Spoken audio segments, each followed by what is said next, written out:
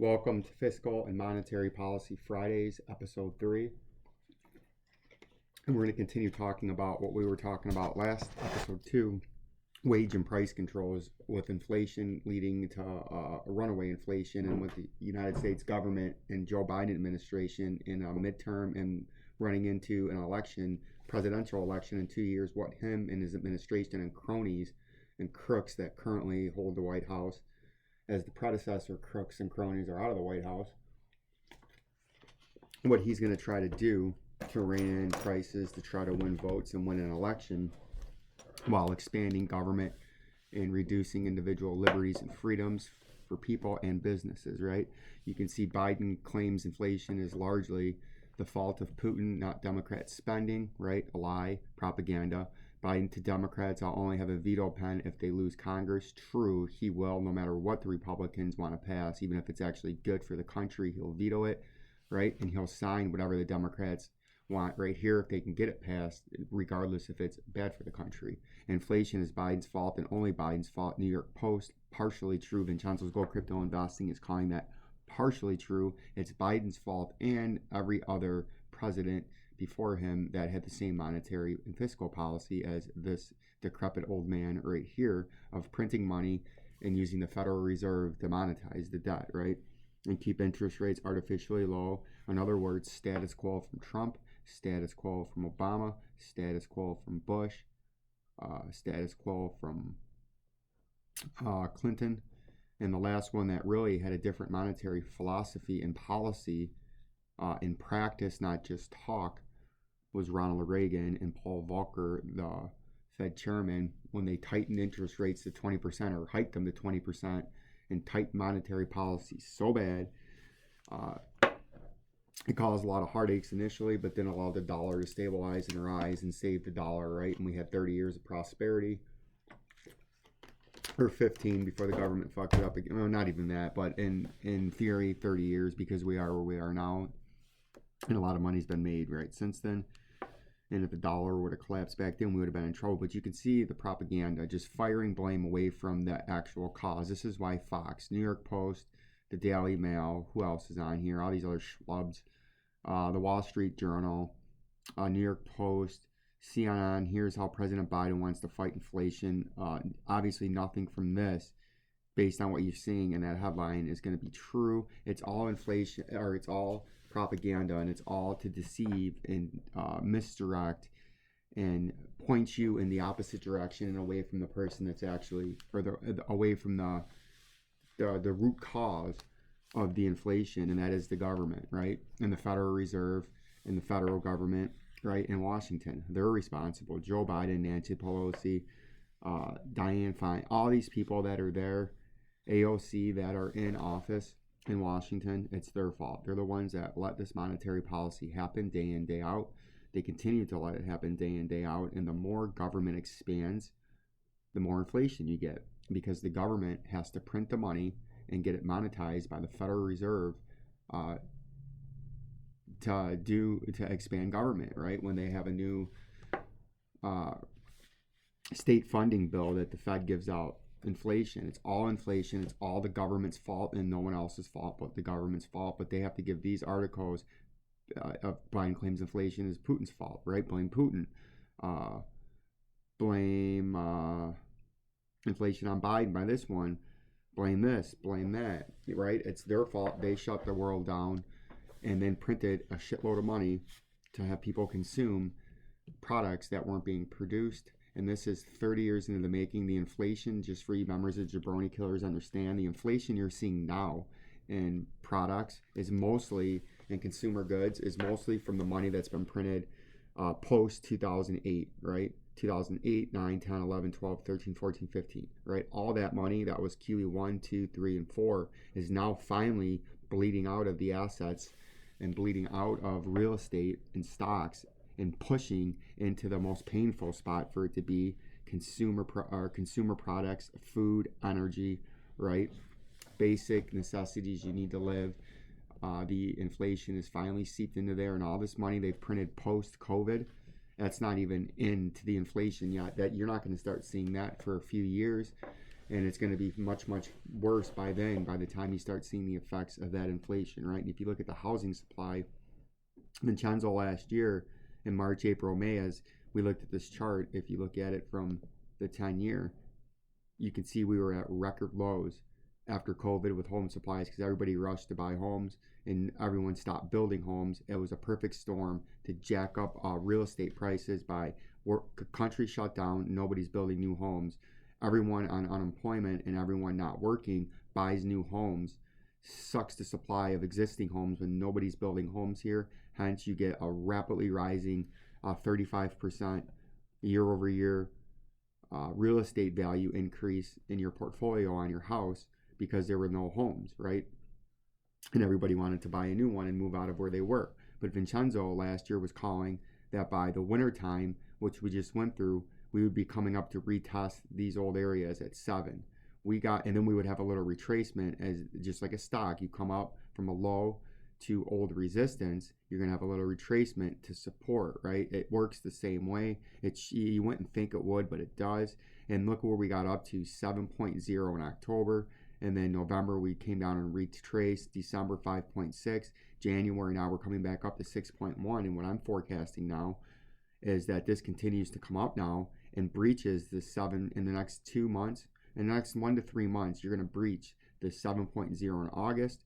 And then you're going to breach probably by mid or late summer, well past here. And I think you're going much, much higher in the home supply. And when the home supplies are high, like back in the 70s, you have a real estate crash.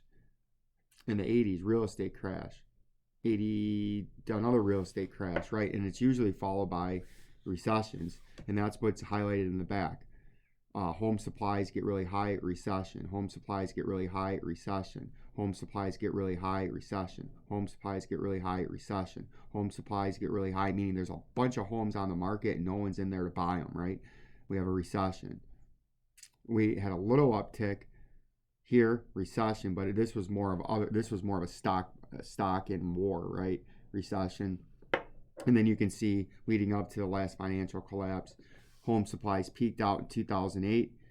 As it was bottomed out here, everybody was buying with cheap money. When it finally started raising, when the prices finally started skyrocketing, the homes started staying on the market longer, and we started heading into a financial collapse. And at the peak of the home supplies, you were in the peak of the recession, right? Triggered a recession as you got way up here. So what do you think is going to happen after we break this here in a targeted move that I have by the end of the year or the mid part of 2023 is we're going to be all the way well past this 9 and probably threatening way up into here 10. I think in the next 12 to 18 months, instead of being at 7 where we were in October and 6.1 where we are now, we're going to blow past that. And between 12 and 18 months, we're going to be somewhere between 8 and 10 on the home supply. And guess what? Every time you get up into this 8 range, right, this time 7, recession, right? You got up to 8, almost a recession, and then recession.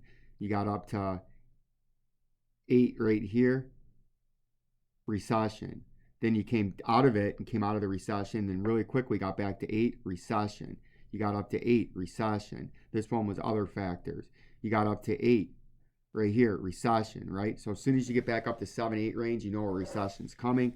And this is what this is telling you. This is another powerful indicator that Vincenzo uses to start to predict what's going on. But I think my forecast from last year when the home supply was at about 5 in March by the end of 2022 or beginning of 2023, we're nearing all-time highs between 8 and 10 in the home supply. Looks great to me. This is a healthy retest. And then what happens? Recession, recession, recession, recession, recession, right? Every time the home supply is way up here above 8, there's a recession on the horizon. And what do you know? There's going to be another recession on the horizon. We're already, to me, I believe in an inflationary depression as we have depressed growth and inflationary prices in consumer goods.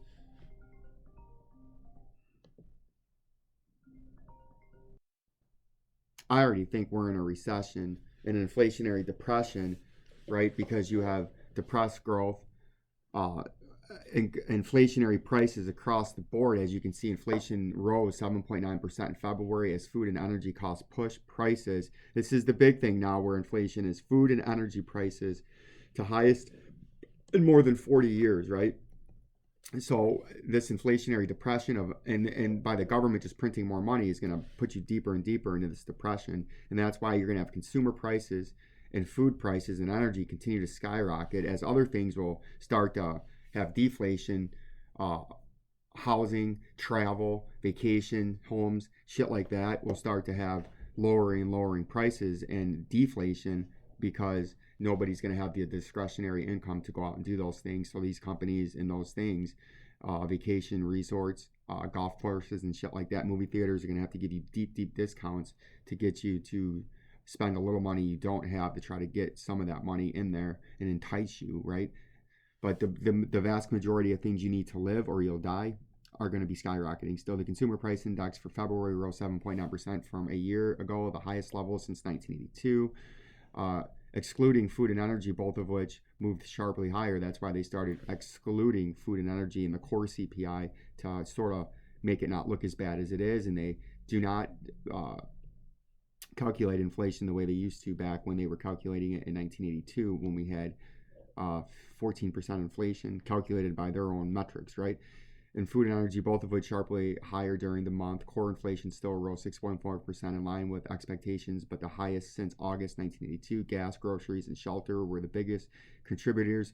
All the things that we've been talking about in Vincenzo's Go Crypto Investing, the things you need to live, are going up.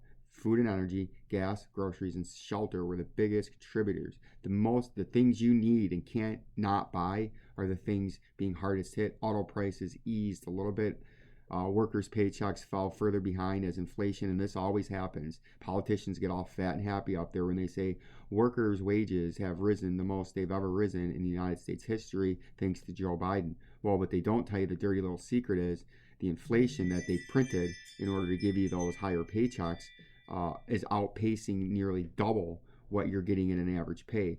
So a worker's paycheck fell further behind as inflation-adjusted earnings dropped 0.8% in February, meaning you fell 0.8% further behind inflation, regardless of the wage increase that you're getting in February, contributing to a 2.6% decline over the past year. So even though you've gotten a raise, you're 2.6 further behind than you were before you got the raise because how fast inflation is rising in comparison to the raise that you get every few years. If you're lucky, inflation grew worse in February.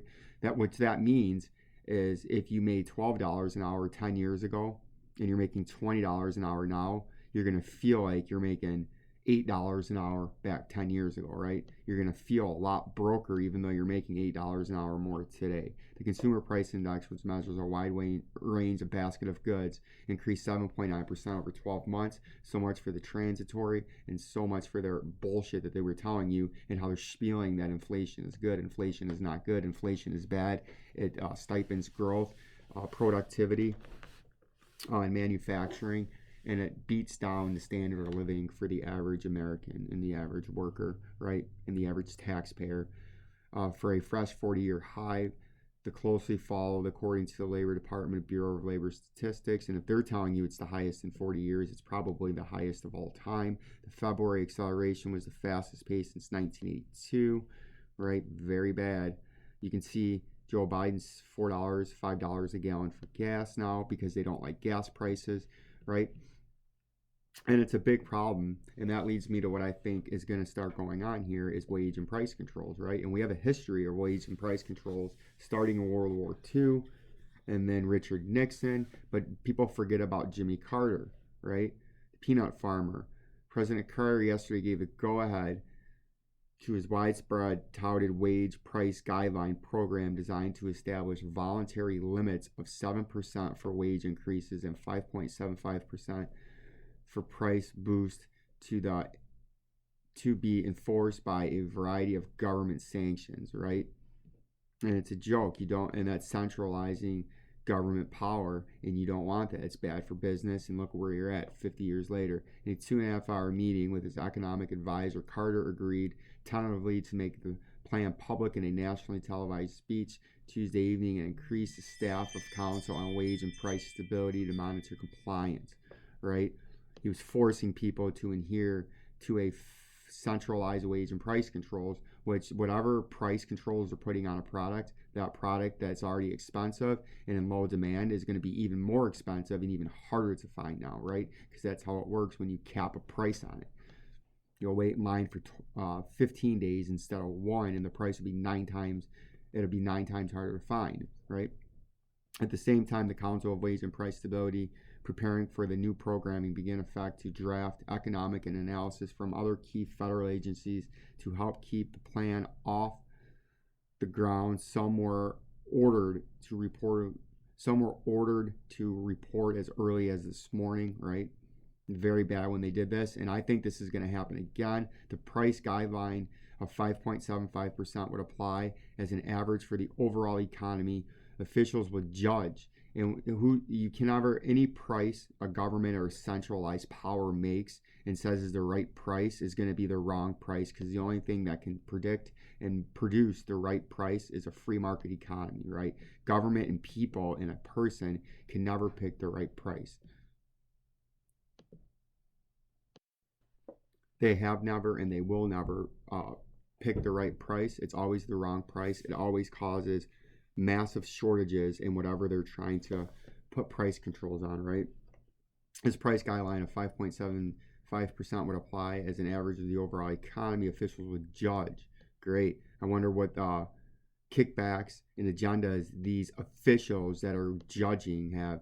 The price rise by an industrial company on the basis of whether the firm has slowed its pace increase from 1976 to 77 pace, and that's just nearly 9 years after taking you off the gold standards. They were reimposing wage and price controls, right? The guideline showing you how horrible it was to go on fiat monetary policy, and I think Joe Biden's going to use a playbook similar to a Richard Nixon and the peanut farmer here, right? The formal wage and price guidelines program is expected to be accompanied by a concentrated government effort to hold down the overall cost of federal regulations, and the pledge by the Carter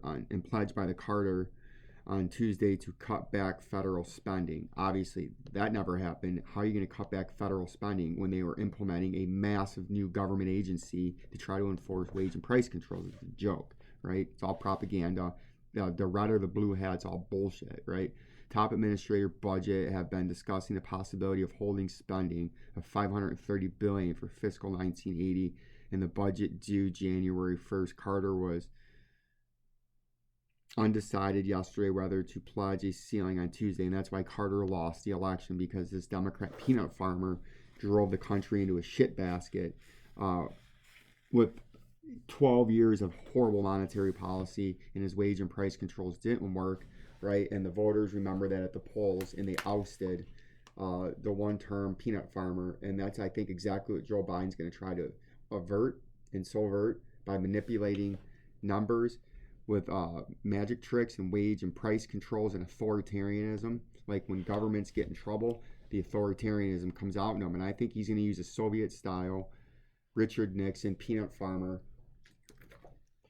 wage and price controls, and he's already floated it out there saying he's going to suspend the national gas tax. Well, what does that do if you suspend the national gas tax? All that does is cause more shortages in gas and fuel, right? And the government has to monetize all the tax revenue on 18 cents a gallon that they're going to lose, and that is 18 cents a gallon of more inflation for every gallon of gas that is purchased during the federal gas holiday, right? And then by the time they put the gas tax back on, they're going to have to raise the gas tax double to make up for the lost revenue that they printed anyways in inflation. So you're going to get double tax, inflation tax, gas tax hike, right? It's going to be a disaster, and they're already planting the seeds for, as the summer grows and the midterms near, of certain things like clueless Nancy Pelosi, and the other one, not Nancy Pelosi, the other Elizabeth Warren, saying it's greedy businessmen and business owners taking advantage of a vulnerable customer by raising prices right now. No, Nancy and Elizabeth Warren and Alexander Ocasio-Cortez, it is your policies that have affected this inflation, and it's the business owner that is selling you milk that is raising his price to stay in business. If he doesn't raise his price because the producer prices around him getting the product to market have skyrocketed, therefore he must raise his price, or he goes out of business, and that milk that he's trying to sell you is no longer able to be sold. Therefore the price of milk becomes more scarce as more people go out of business because they didn't raise prices, making milk more expensive and milk harder to find, right?